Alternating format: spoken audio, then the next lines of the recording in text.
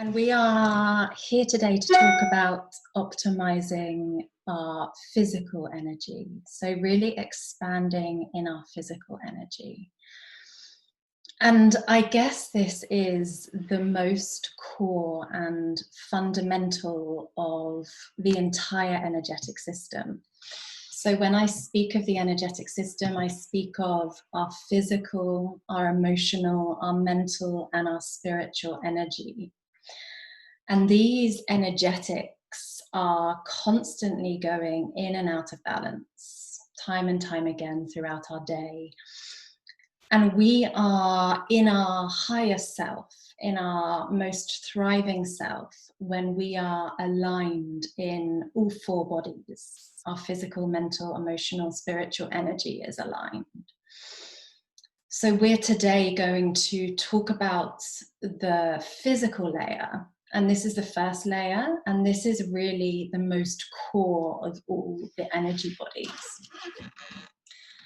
Because really, from my own understanding, from my own journey, what gets me out of bed in the morning is the desire to self-actualize and the desire to thrive, to live in a state of my higher self, to be feeling optimal in my health, in my relationships, in my work, in my spiritual connection, in my connection to the universe.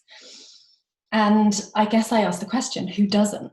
I think we all, in our own ways, are seeking for the same thing one way or another. We all want to feel at our best.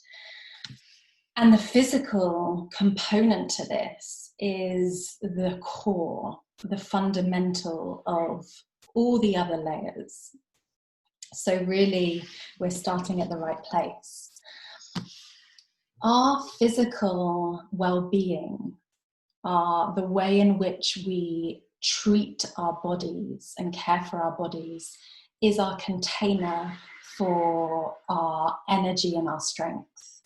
So if we are living with a leaky container, if our physical energy isn't receiving enough fuel to convert, or we are blocked somewhere in our physical energy, our container isn't going to be strong enough to amplify our emotional, our mental, and our spiritual well-being. So we really need to make sure that we are building a stronger physical container as possible to hold, to amplify, to allow us to have thriving relationships, to allow us to align with our purpose and come into success with our talents, with our gifts, with our careers. So this is really important. You know, we can try and invest our energy in our relationships or in our work. If we don't have our physical container whole and functioning, that energy that we're investing into those places won't last. So building this container for strength is what we're going to speak about today. And I guess I have some direct experience of this leaky container that I speak of, coming from a place of, and this is very much the theme of the social media this week, around body positivity and loving the fullness of your body. I went through a 10-year journey of bulimia and food restriction and food binging, and food was my sole focus, the agent which I chose to really numb out from my body and my feelings. And during that point, all of my energy was going into when I was going to eat, what I was going to eat, and then when I would eat, the guilt that I would feel. So this container that I had for my physical well-being was incredibly leaky. And I wasn't at that point creating healthy relationships. I wasn't feeling fulfilled or actualized in my career. I wasn't exploring my gifts and creativity and talents. So I understand what it's like to have this leaking of physical energy, and this is what's guided me to create this model, this recipe for building strength. So what blocks us today what blocks us from being in our optimum with our physical energy? Because if it was that easy, we would all be thriving physically, right? If it's as easy as I speak of it as. So there are some core elements which block us from living in our physical strength. The first of those is what I call the pain body. So the pain body is our trauma band. Every single person has a pain body. We have an individual pain body and a collective pain body. And the pain body is built up from our childhood trauma and experience that maybe at the time wasn't very traumatic, yet our nervous system wasn't established enough or built enough to withstand that experience, that we weren't able to process it. So we carry this pain body round with us into adulthood that gets activated by present experiences and traps us in the past. It traps our body from moving forward because it's stuck in the past. So there will be other sessions on the pain body. I work heavily with the pain body with my clients, and there's sessions from understanding and building a healthy relationship with the pain body that they carry in an individual sense and in a collective sense. So if your body is stuck in the past, we're not going to be able to build a loving, healthy relationship with our body. We're going to be wanting to numb out from our body. And that is where addiction, that is where self-harm, that is where restriction of food, over-exercising, all of these things come into play because we're trying to escape our body and therefore escape our pain. So that is the first blocker that prevents our physical well-being being at its optimum. The second is one which is such a huge conversation, and I'm just going to lightly touch upon it now. But this external validation from our culture, from society, that we are continually being bombarded with messages and images of how we should show up, how we should look, how we should conform. And these toxic images through media, through fashion in particular, make us feel lesser in our own skin and who we are, with our own size, with our own race, with our own physicality. And that leads us to going down the route of cosmetic surgery, to trying to shift our appearance to fit into a certain box rather than accepting who we are. And then the third blocker is this world of cognition that we live in. So we are living in an age of information. You know, no longer is wisdom really wisdom. Wisdom's turned into knowledge, and knowledge has turned into information. And we are overloaded with information everywhere that we go. And in this world of information, we are living in the mind and we're not living in the body. We are just receiving and we are acting based on what we think we should do rather than what we really feel true at our core. So a lot of this work about optimizing physical performance is about dropping out of the mind and coming into the feeling body. So a big part of this, which I just want to touch upon, is we have no idea anymore what is good for us and what we should be eating, how much we should be eating, how much we should be exercising, because there is so much out there. So one week we might be trying one certain diet, another week we learn something new because another piece of information gets published. And we're continually in this state of cognition and we're not listening to our body. And all it takes is a breath and a dropping down into the body to ask what the body really wants and really needs in the form of fuel, in the form of exercise, to then intuitively follow that and lead by what feels good, not by what you think you should do. So this really takes time to shift from cognition to emotion to feeling. But the second that we start feeling our way into our bodies and what is right and what is best for our individual body, so what's right for me is not going to be like right for you either.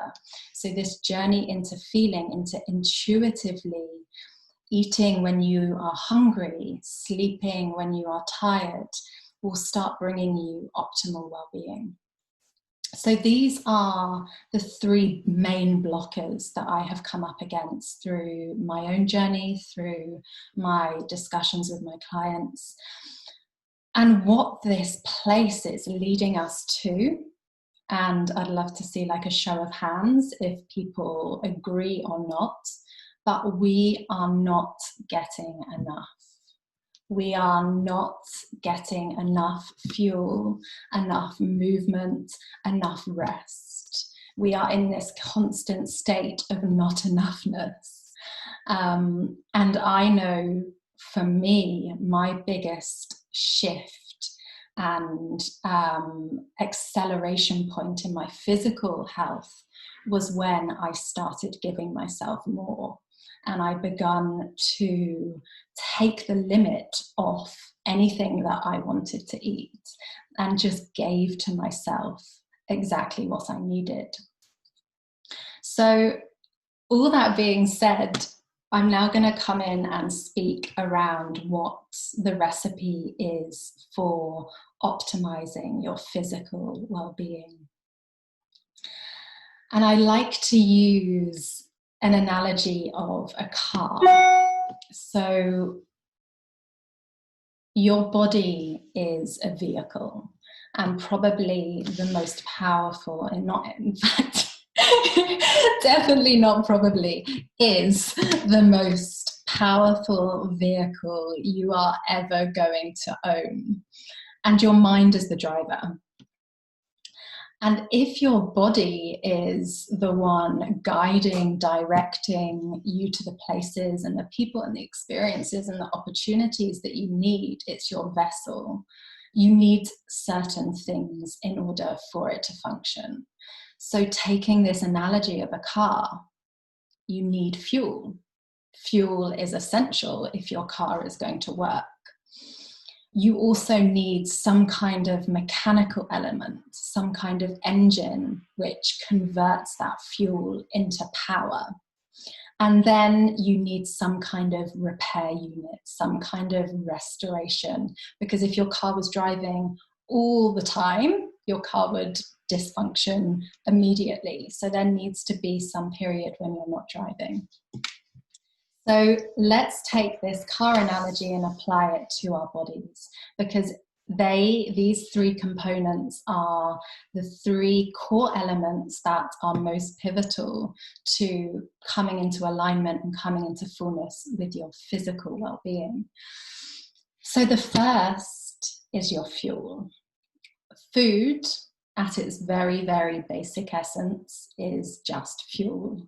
And I come in to so many debates with my family members, with friends who criticize me because I come in all doom and gloom, you know, when we're enjoying this amazing food. And, you know, the essence of it is to give us our fuel. There is a deep emotional and cultural connection to food that goes without a doubt.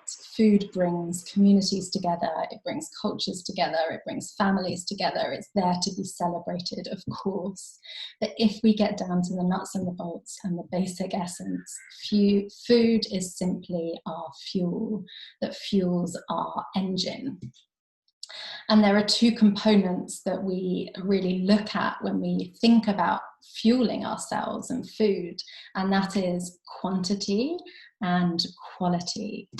So if you are putting the right amount of fuel into your engine, into your car, you're going to be continually in this state of energy and flow and action.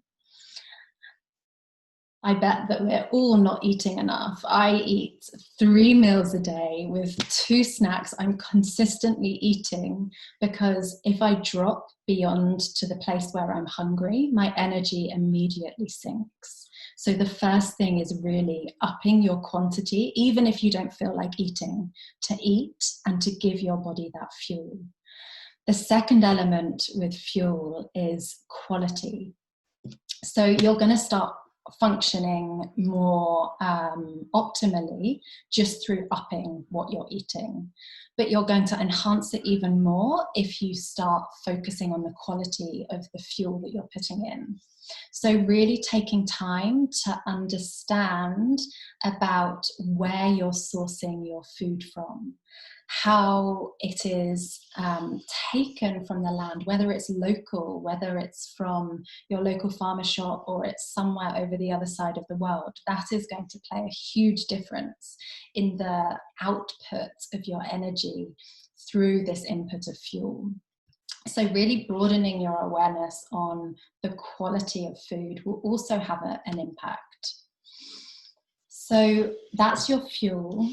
The second element that we need to then convert that fuel into its physical energy is the engine. It's the converter. It's what then delivers your energy. Because if we were just eating all day, not doing anything, then we're going to drop out of alignment and we're going to drop into a state of lethargy. And nobody wants to be lethargic.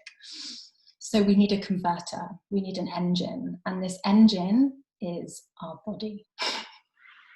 Radical, hey? Our body and our ability to keep active and moving and converting is going to determine how much energy you have to give out. And this is about keeping it on a balance point. Coming back to what I was previously saying about not enough, we are not getting enough movement. And that is a very broad assumption based on where our jobs are at the moment, where our social activities are, all being online, what we've just gone through, the massive lockdown, which means that we have been refined to certain spaces. If we are not engaging our engine and moving our body in some way, then we're going to fall out of alignment. So the second step, once you have focused and put some attention on the fuel, is to then understand and go through a process of working out what your yoga is. And yoga doesn't have to be yoga. But what is it that keeps you in your body that you could do for hours every day and it wouldn't wear you out? And for me, it's walking. Like I get up, the first thing I do when I wake up in the morning is go out for a 20-minute walk. Lunchtime, 20-minute walk, evening, 20-minute walk. So I'm sitting down and then I'm moving. And I feel every time this conversion of the fuel that I eat turning into more energy. And guess what? I get to the end of the day at 6 o'clock, I switch off and I have more energy than when I began. So really anchoring in time for movement during your day. You know, it doesn't mean that you have to be inactive. You can use it as time to speak with people. You can listen to podcasts. You know, maybe your form of yoga is running, perhaps it's cycling, maybe it's swimming, maybe it's something different every day. Could be dancing, you know, whatever it is that keeps you moving and active in your body, make space for that every day. And then the final component is the repair, the rest. Because if we were in this 24/7 cycle of eating and moving, we're going to burn out.